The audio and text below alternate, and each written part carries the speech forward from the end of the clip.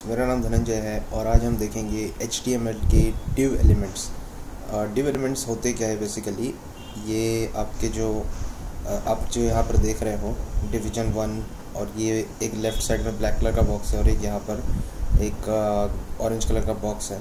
तो ये जो div एलिमेंट होता है ये बेसिकली हमें लेआउटिंग के लिए इस्तेमाल करना पड़ता है। तो मैं अब इसका HTML कोड दिखाता हूँ आपको। तो ये देखिए, यहाँ पर मैंने div एलिमेंट लिया है, div टैग, और उसके अंदर h1 और पैराग्राफ टैग डाला है। तो div टैग जो है ये आप लेआउटिंग के लिए भी यूज़ कर सकते हो, और आप इसका इस्तेमाल एडिटिंग मतलब ये डिस्प्ले करने के लिए। फॉर एग्ज़ाम्पल अगर मैं यहाँ पर div डाल दूँ, ठीक है, तभी भी कोई इशू नहीं होगा, क्योंकि ये कैसे हो जाएगा, ये एक ब्लॉक लेवल एलिमेंट है, ठीक है।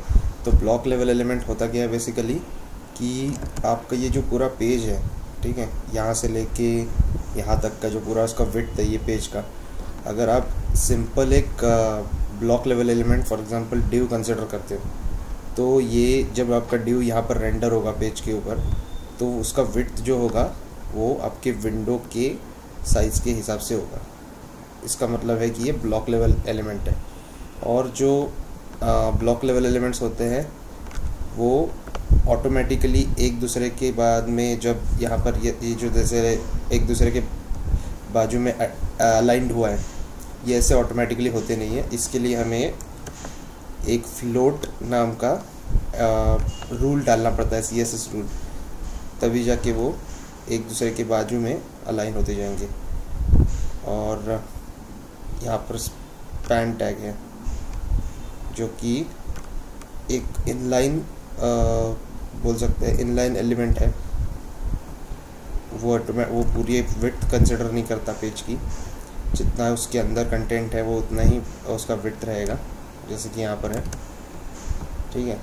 तो यही होते हैं basically block level elements HTML के अंदर। तो अभी हम देखेंगे कि div एलिमेंट्स को अगर हमें स्टाइल करना है स्पेसिफिकली, जैसे कि मैंने वो अभी यहाँ पर किया है, ब्लैक कलर और ये कलर डाल दिया है। तो आपको अगर कुछ इस तरीके से स्टाइलिंग करना होगा तो आप क्या करोगे, तो div एलिमेंट के अंदर एक एट्रीब्यूट आप डाल सकते हो, और ये जो स्टाइल एट्रीब्यूट है ये एट्रीब्यूट हर एक HTML के टैग के अंदर जाता है, मतलब ये कंपैटिबल है विद एवरी HTML टैग। तो अभी यहाँ पर ये फ्लोट लेफ़्ट जो प्रॉपर्टी मैंने उसका डाला है, ये बेसिकली इनलाइन CSS है, ठीक है।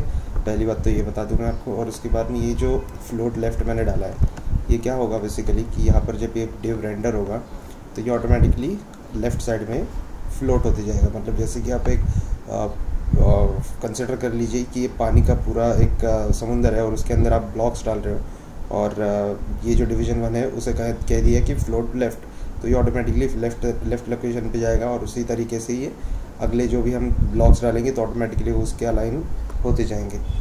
और यहाँ पर ये जो विड्थ है इसकी, तो ये 50% डाली है मैंने। तो 50% मतलब क्या होगा कि इसकी जो टोटल विड्थ है, ठीक है, मतलब ये पेज के जितने 100% विड्थ है उसका 50% ही हमें ये पर्टिकुलर div का विड्थ रखना है। और यहाँ पर है इनलाइन ब्लॉक, ठीक है, ये आपने अगर डाला नहीं तो भी चलेगा, लेकिन मैंने फॉर सेक साइड मैंने डाल के रखा है। और फिर बाद में हाइट आती है, उसकी हाइट 40%।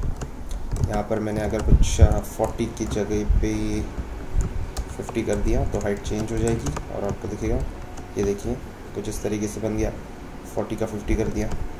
और ये जो कलर है ये ब्लैक है, और इसके अंदर तो ये बैकग्राउंड जो लिखा है यहाँ पर, ये बैकग्राउंड ब्लैक, ये रिप्रेजेंट करता है ये कलर को।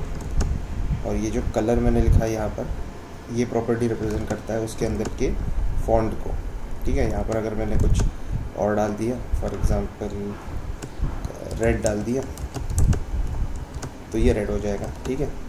और यही मैंने अगले div में भी किया है, जो डिवीज़न 2 है वो, तो कुछ ज़्यादा डिफरेंट नहीं है, ठीक है। खाली फर्स्ट जो div रहेगा उसके अंदर हम फ्लोट लेफ़्ट डालेंगे ताकि वो लेफ़्ट साइड में फ्लोट होए।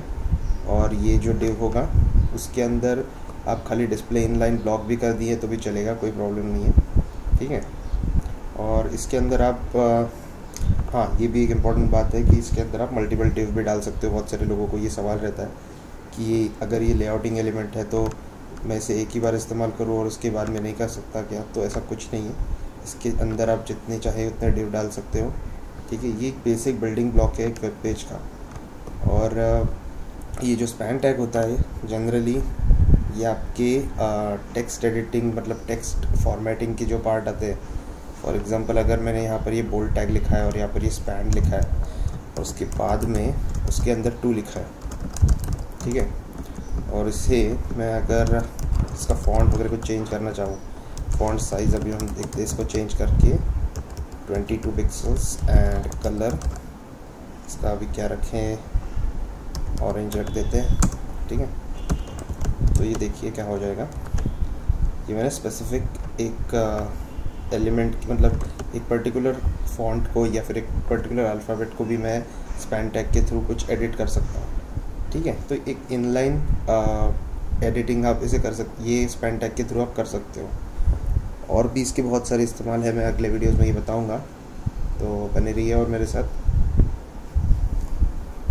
कीजिए, शेयर कीजिए, सब्सक्राइब कीजिए और अलर्ट बटन को ज़रूर दबाइए ताकि आपको अपडेट मिलते रहे अब मेरे नए वीडियोस के ऊपर। Thank you.